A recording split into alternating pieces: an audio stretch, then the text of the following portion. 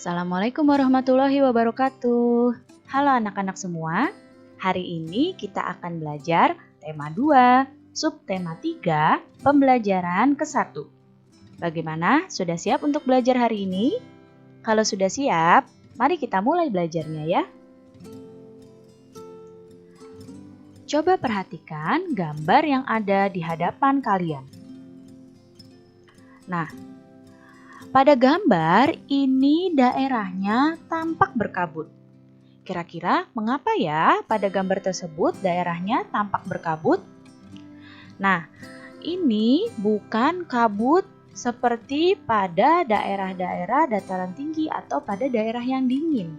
Tapi kabut yang ada ini adalah kabut asap. Apa ya penyebab dari kabut asap? Penyebab dari bencana kabut asap adalah kebakaran hutan. Nah, kebakaran hutan ini akan menimbulkan bencana kabut asap yang sangat mempengaruhi masyarakat dan sangat berbahaya bagi masyarakat yang ada di sekitar hutan tersebut. Di Indonesia sendiri sudah beberapa kali terjadi bencana kabut asap. Nah, kabut asap itu berbahaya. Kenapa? Karena asap dari kebakaran hutan dan lahan dapat menyebabkan debu atau partikel halus hasil kebakaran seperti jelaga. Partikel ini akan dengan mudah terisap dan mengotori sistem pernapasan kita. Selain partikel halus, asap kebakaran juga mengandung zat-zat berbahaya seperti ozon, sulfur dioksida, karbon monoksida, dan nitrogen dioksida. Ternyata bahaya sekali ya kabut asap itu. Nah, apalagi bahaya kabut asap bagi kesehatan manusia? Perhatikan ya di hadapan kalian.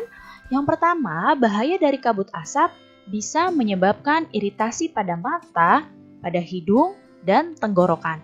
Karena tadi itu asap yang dibawa itu akan menimbulkan debu yang sangat tipis yang akan membentuk seperti jelaga. Itu yang menyebabkan mata, hidung, dan tenggorokan kita bisa iritasi. Kemudian yang kedua dapat menyebabkan reaksi alergi, peradangan, dan mungkin juga infeksi pada saluran pernapasan kita. Kemudian, kabut asap juga dapat memperburuk penyakit asma dan penyakit kronis lain seperti bronkitis kronik.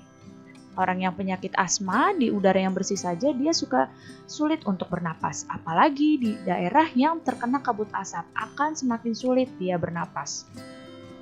Kemudian, kabut asap dapat menyebabkan kemampuan kerja paru-paru itu berkurang dan menyebabkan seseorang mudah lelah dan mengalami kesulitan bernapas.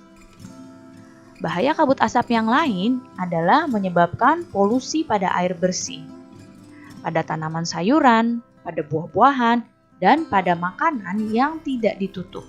Karena tadi debu-debunya itu bisa menempel pada air, pada tanaman sayuran, buah-buahan, dan makanan yang tidak ditutup. Dan kabut asap dapat memperburuk kondisi lingkungan sehingga infeksi saluran pernapasan akut atau ISPA akan mudah terjadi pada masyarakat yang berada di sekitar daerah terdampak kabut asap.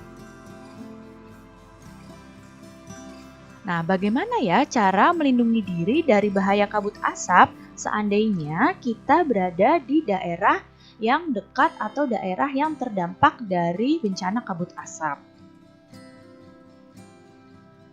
Nah, ini cara melindungi diri dari kabut asap.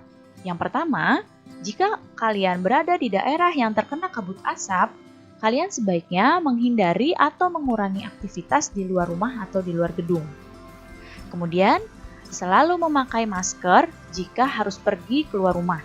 Itu wajib, karena debu-debu atau partikel-partikel kecil yang terhisap itu akan mempengaruhi saluran pernapasan kita. Kemudian, minumlah air putih lebih banyak dan lebih sering, agar debu dan partikel halus yang menempel pada tenggorokan itu akan larut dan masuk ke pencernaan sehingga ikut terbuang bersama kotoran. Kemudian segeralah berobat ke dokter atau sarana pelayanan kesehatan terdekat jika kamu mengalami kesulitan bernapas. Kemudian upayakan agar asap dari luar tidak masuk ke dalam rumah.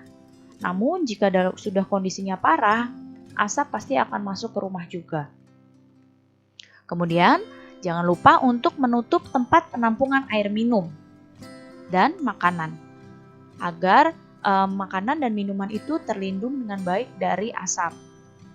Dan buah-buahan dan sayuran itu harus dicuci sebelum dikonsumsi karena debu dan partikel-partikel halus itu pasti menempel di buah dan di sayuran dan harus kita cuci sebelum dikonsumsi.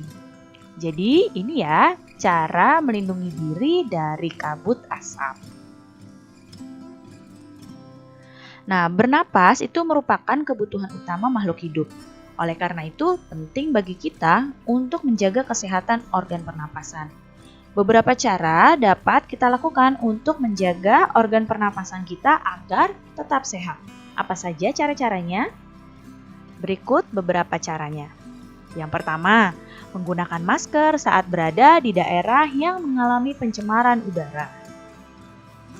Cara yang kedua adalah menjaga kesehatan dan juga kebersihan lingkungan agar udara yang kita hirup itu tetap segar.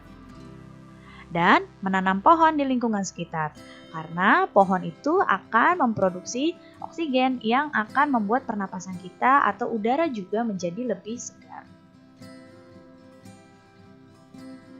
Nah, sekarang kita akan membahas tentang menemukan informasi dari teks. Untuk menemukan informasi dari teks, kita dapat mengajukan pertanyaan dengan menggunakan kata tanya. Ini sudah kita bahas kemarin dan sekarang akan kita ulas kembali. Yang pertama adalah kata tanya apa. Kata tanya apa itu untuk mengetahui informasi tentang suatu hal atau benda. Kata tanya di mana ini untuk mengetahui informasi tempat. Kata tanya kapan ini untuk mengetahui informasi waktu. Kata tanya siapa ini untuk mengetahui informasi pelaku atau tokoh dari teks. Kemudian kata tanya mengapa ini untuk mengetahui informasi alasan suatu hal. Dan kata tanya bagaimana ini untuk mengetahui informasi tentang proses atau penjelasan sesuatu. Baik anak-anak, cukup sekian ya penjelasan Ibu kali ini. Mudah-mudahan kalian dapat paham dan mengerti. Terima kasih anak-anak semua. Sampai jumpa lagi. Wassalamualaikum warahmatullahi wabarakatuh.